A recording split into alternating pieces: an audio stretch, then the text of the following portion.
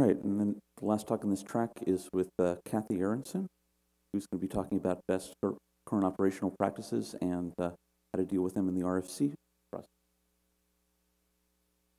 process. Hi. Always seems like a good idea till I'm up here. Yeah, so I got sent on this journey by Aaron Hughes. Thanks, Aaron. I know a lot more about intellectual property now than I cared to ever know. He asked me, since I go to IETF, if I would look into whether it would be possible to publish the various NOGs, BCOP documents through the IETF document stream, since it exists and it's stable and there's somebody who edits it and all that good stuff. So when I went to the IETF in November, I met with Heather Flanagan, who's fabulous. If you don't know her, you should meet her. She's great. And we talked in depth about how this would be possible. So here I am. Don't kill the messenger. Okay, so according to Aaron, and I'd really like to hear if there are other requirements from you guys, that requirements for this from this community would be that, of course, operators wouldn't want to go to an IETF and participate, so it would have to be in lieu of that, although it would be great if you went and participated. The documents must be available in multiple languages because there's multiple NOGs in multiple regions, and we'll talk about that some more. And if there are others, I'd really like to hear what they are. That's my short list that I started with when I went on this journey. So for you guys, for publishing the BCOPs, there are basically two options. The first option is to publish them as independent submissions. The second option is to publish them in the operations area, and we'll talk about both of those. The really good news about all of this is that there isn't any funding required from this community to do either of those.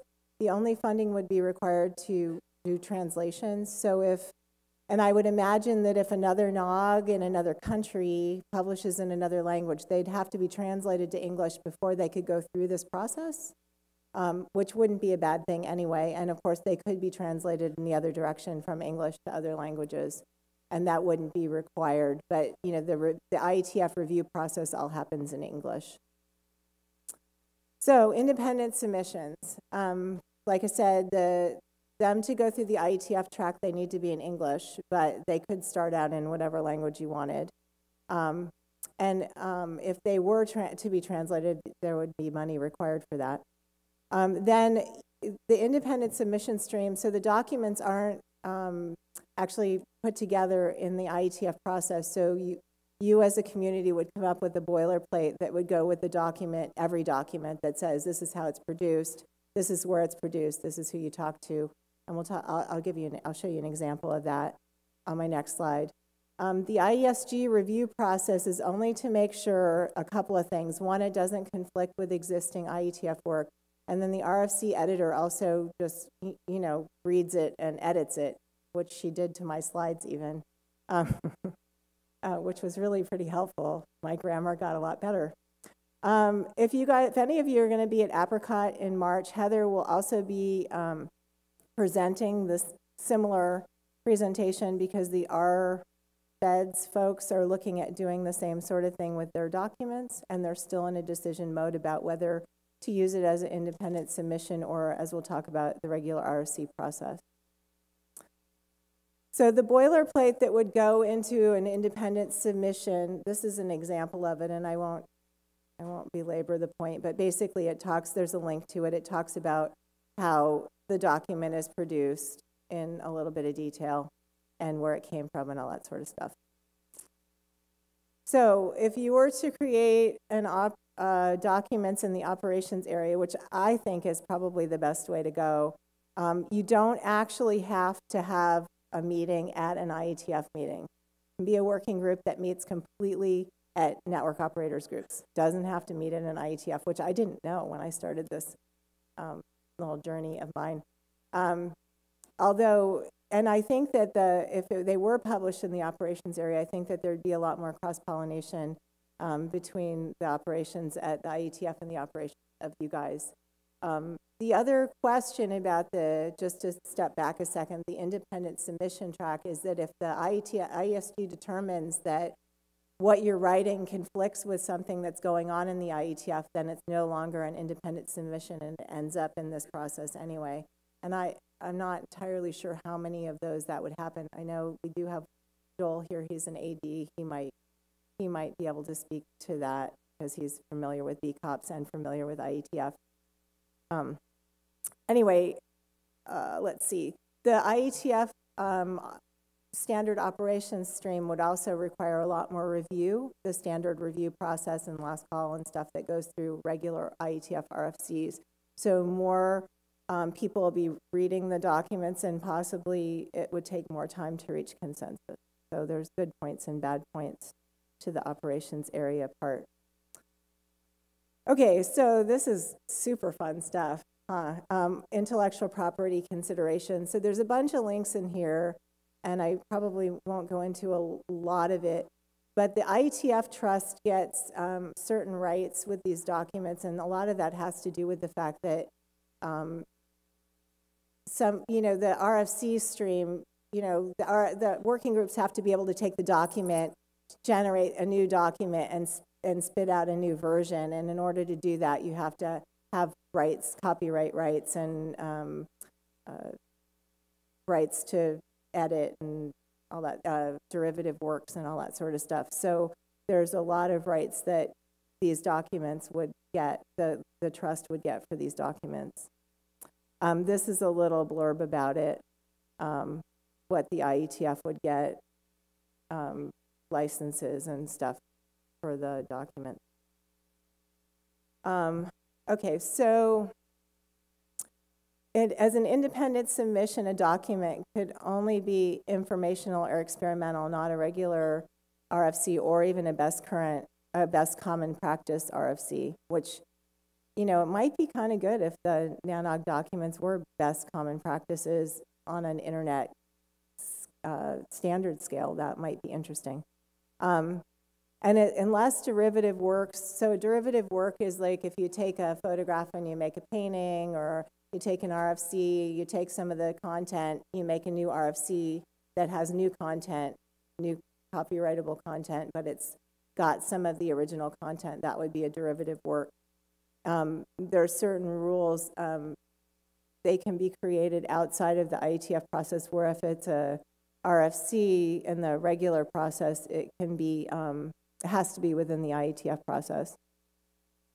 The independent submissions editor will ask reviewers to review it, make sure it's sane, or whatever they consider to be sane. And again, to make sure it doesn't have end runs around the regular IETF process. So if you're writing for a best current practice that also happens to be in the ops working group for some reason, then there's a conflict there, and they would have to make it not be an independent submission, like I said before. If a best current practice becomes an RFC via the regular process, it can be any kind of RFC. It can be standard track, it can be best common practice, it can be experimental, it can be any of them. And like I said, derivative works in this case would happen within the IETF process. And there's a really funny thing happening right now in the IETF process. They have templates in some of their RFCs. And to fill out the template, like if you printed it and filled it out at your house, you created a derivative work, and right now you can't actually do that. So they're actually changing some of the process to make sure that you could actually use the template and maybe modify the template and that sort of thing, so I don't know if the best current practices have templates, but that would be something to follow and put input in. And then in this case, if it's a regular working group process, again, you don't have to meet in an IETF to do this. The full IETF community, the regular process of vetting of the document would occur, as opposed to an independent submission, which it has a different process. Probably talking really fast. So again, the independent submission stream allows fewer different kinds of documents. The derivative works are slightly different rules. Most of the actually the most common derivative work is translation. That would also be a derivative work. And the review process is really different. So let's see. So I guess this is going really fast, but that's probably okay. So the next steps would be for you all to decide what, you want to do with the documents, if this is the right path. And then Heather is super helpful and certainly available to help guide everyone through the process and make it all happen. And then she helped me update this along with editing my grammar. The really good document here is this copyright fact. It talks about all the rules with the IETF trust, and it's actually in English and not in legalese. I found it really helpful. And then all the rest of them, there's links to all the different RFCs that control this process and all that sort of stuff. Let's see. Anyway, does anybody have comments or questions? I know it went really fast, but it isn't super technical at all. Hi, this is Sean Turner, back here in the back. Yeah. Oh, there you are. There is a third option. You could get your own stream. Oh, sure. Yeah, but so, I was asked to look into this process. Just these two? So for me, the thing is really the option is whether you go through the ISC, which is a lot easier. So if you had like, the title of the thing is NANOG's BCOP title, and then just called it quits, that's really the easiest thing to do. If you really want to get cross-pollination, then you go through the other approach, which is to go through ops, because then you're going to get more eyes on it. Right, but these are the two. I mean, I don't understand how that's a third option, because according to Heather, these are the only. So the third option is to actually get a new stream. There's an RFC that defines 4 streams, one for the IRTF, one for the IETF, one for the IAB, and just get your own. Right, I'm not sure if that's actually an option, but we could look into it. I think it is. Are you helping or am I? I think Joel was next. Yeah, Joel Yeagley. Wow, a lot of ASG members up here. That's okay. So I heard my name invoked in vain earlier. So yeah, well, it's probably worse for you than it is for me. But I mean, I think I was asked about this fairly early, and I think the important thing for document streams, whether it's here or at RIPE, is sort of how we measure their utility. And I think the gravitas comes from the quality of the information in them and not who publishes them. And so I don't think there's a problem, per se, with using the ISE to publish documents. It's relatively straightforward, and the review process is basically the independent stream editor makes their own decision, which is theirs alone to make, and then they ask the ISG if it's harmful, and we say yay or nay. And there's some ways that we can slice that a little bit, but we don't actually have a lot more oversight than that into the process. IETF coming together as a community and saying they have consensus on something is a different kind of activity, and that is done with individual submissions. I've actually personally sponsored drafts that individuals have brought to the IETF and carried them all the way through the process. And I think from the vantage point of some of those people, that might have been more trouble than it was worth, but some of them are very obstinate. I mean, that is definitely a possibility. It's not, I think, the first order priority for getting information out there, though. When we come together as a community and we come together as a working group, whether it's in operations and management or routing or whatever, I think we do better work around the consensus process than we do with individual submissions, but it's also a higher bar. So it has to be worth it, I guess. Okay. Thanks. Okay, that's good. So I'm Spencer Dawkins, and Joel just set me up perfectly, I think. So one of the questions that I was wondering about, I want to thank you for investigating this, and I want to thank NANOG for poking around on it. I think this is a potential. I think it is a wonderful thing to investigate. Do you have so I guess I had 2 questions. Do you have a sense of how long-lived the information would be? Well, I think as long-lived as the RFC series is, I think that was part of But I'm saying, how long would it be useful? Best current operational practice, how long it would be useful, is that what you're saying? Yeah, that's my question. You'd have to ask the people in the room that write them. I mean, I would imagine they'd be useful for a while, depending on the topic, right? Some of them, I mean, some of the RFCs that were written from this community some people still use them. There's BGP communities and various things. Maybe Chris has the answer in the back. Or at least some thoughts. Chris Grundeman, chair of the NANOG BCOP committee. The idea is that the documents are living, but in terms of how long they actually, are relevant, it's until technology changes or until we get a better idea. So it's varying, right? They could turn over fairly quickly, but hopefully in most cases they don't. I don't know if that's an answer, but. Yeah, and like I said, that's the kind of thing I'm thinking would be helpful to get some notion about. My other question was, would you think that these things would be would reflect the views of multiple operator groups, or would they be NANOG documents? Well, my understanding from Aaron was that these documents are put together by various different network operator groups. Okay. So it could conceivably be one from, another regional NOG, and some from NANOG, and and that's why the translation thing was an issue, because if they're in a different language, we would have to translate them to English to go through the process. Yeah, sure. But I think that they're used by all. I think when these documents are published, a lot of different NOGs use them. So, and Joel, I think maybe he was alluding to this, but as one of the people that would be balloting these documents on the ISG, having something that pitched accurately what this is. Is this the NANOG view? Is this the operator view from multiple operator groups? Things like that. Knowing that going in would be very helpful to us, because that's likely to be a question that we would ask balloting. Well, if they're independent submissions, their boilerplate would say that, right? Right. And then if they came out of a NOG working group, I would imagine that maybe there would be more than one, for different regions. So we would, they would have to say. Yeah. That'd be important. Like I say, I really appreciate you doing this investigation. Really appreciate the community talking about it. Thank you. Anybody else? Sure, Aaliyah Atlas. I guess a little there bit you to are. Spencer's questions.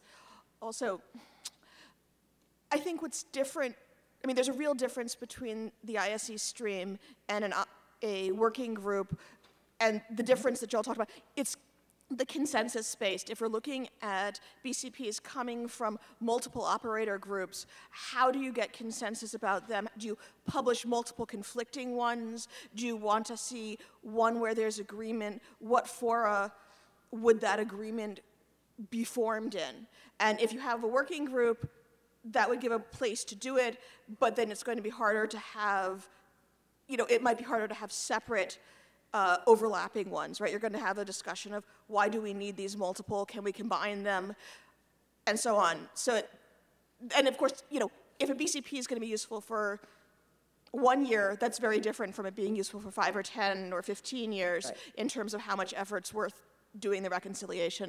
And that's the piece I would really think about is, do you really need consensus? How are you going to handle inputs from different operator groups? Oh, it's hard to see you guys on the... Steve Ulrich, a quick question and maybe a comment related to Chris's presentation earlier around IETF engagement with the NOGs. I do find it curious that some of the working groups don't necessarily have to meet at an IETF, and I wonder if there's any utility in perhaps inviting OPSWAG to come and have an interim meeting, perhaps at a NANOG event, so that the NANOG membership could actually see a working group in action and see what the process and the sausage looks like. That would actually be that's a really good suggestion. Maybe the program committee could work on that. That'd be great. Or I could help too, because I go to IETF. Kevin? Is that Kevin? Kevin Bloomberg reminded me of a 1980s movie about crossing the streams. I actually think that crossing the streams is a good idea, i.e. A high-level BCP that is able to get community consensus and is a long-term document might be better for one stream versus a more a more complicated or shorter-lived, even subset of the same discussion might be better in another stream. I appreciate what you're doing. I really appreciate what you're doing, because the more we can get out to organizations like IETF, the more weight it puts to the whole idea of best practices, and that in itself is critical. But sometimes best practices are very, very short-lived within internet years, and using multiple streams might be the right solution.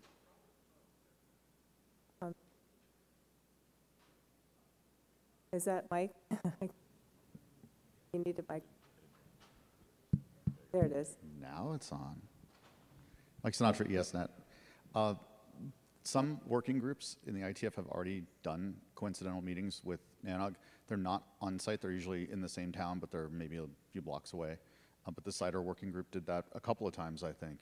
So if we can encourage more any working group that might have operational content or might benefit from operational input should be encouraged to have interim meetings that are coincidental with NANOG. That would be really great. So just put a plug in for that. Chris Groneman again. I just wanted to note that we could probably continue some of this conversation, perhaps even in greater detail, in the BCOP track, which will be happening next. Is that Tony? Yeah, great lead in. Right, so we are having BCOP track coming up next, and it's, I think, around the corner in that Salon M.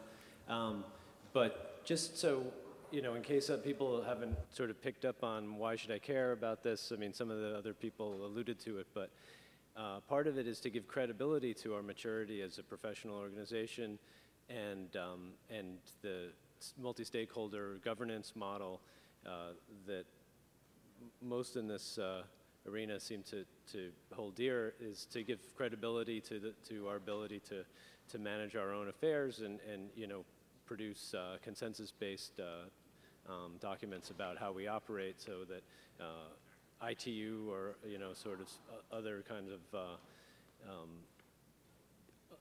different culture standards bodies, you know, can be sort of kept at bay. So, you know, it is important. It's not just process exercise for the sake of it.